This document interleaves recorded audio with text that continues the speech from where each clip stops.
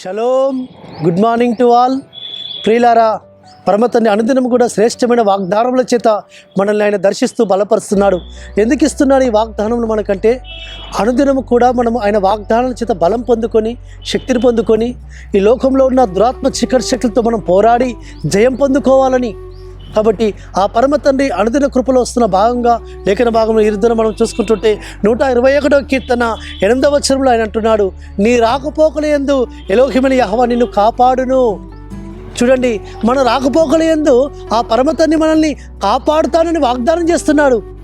వాగ్దానం చేసిన వాడు నమ్మదగిన వాడు, చేయటకు శక్తివంతుడు. కాబట్టి ప్రియులారా, మనం అనుదినము కూడా అనేక ప్రయాణాలలో ఉంటుంటాం. అనేక ప్రయాణాల్లో మనం వెళ్తున్నప్పుడు ఆయన హస్తం మనకు తోడుగా ఉండాలి, ఆయన యొక్క సన్నిధి మనకు తోడుగా ఉండాలి, ఆయన కృప మనకు సహాయం చేయాలి.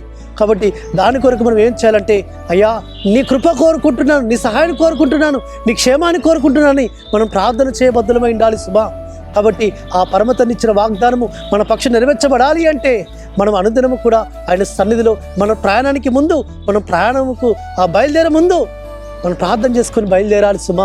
కాబట్టి అప్పుడు ఆ పరమ తండ్రి మనం రాకపోకలేందు యెహోవా మనకు తోడుగా ఉంటాడు. ఆయన సన్నిధి దూతల కాపుదలిస్తాడు. ఎందుకంటే ఇజ్రాయెల్ కాపాడువాడు కుడుకడు నిద్రపోడు, యెహోవాయే నిన్ను కాపాడువాడు, నీ పాదం తొట్టిలనియడు ఆయన. కాబట్టి ఏ అపాయం నీకు రానియకుండా, ఏ కీడు నీ దగ్గర రానియకుండా ఆయన నిన్ను కాపాడుతాడు. ఎప్పుడు కాపాడుతాడంటే మనం ఆయన సన్నిధిలో ప్రార్థన చేసుకోవాలి, ప్రార్థన చేసుకొని బయలుదేరాలి. కాబట్టి చూడండి, మన యొక్క జీవితాలలో అనేక ప్రమాదం నుంచి పరమతని కాపాడుతూ వస్తుంటున్నాడు. మన యొక్క భక్తిని బట్టి కాదు, ఆయన కృపను బట్టి. కాబట్టి ఆ కృప, ఆయన సన్నిధి దూత ఎప్పుడు మనకు తోడుగా ఉండాలి అంటే మనము ప్రార్థన చేయబద్దులమై ఉండాలి సుమా. కాబట్టి ఆ పరమతండ్రి వాగ్దానం చేస్తూ వస్తుంటాడు, ఆయన యొక్క సన్నిధి దూతల కాపుదలలో మన ప్రయాణాన్ని క్షేమకరంగా మారుస్తాడు సుమా, మనల్ని కాపాడుతాడు.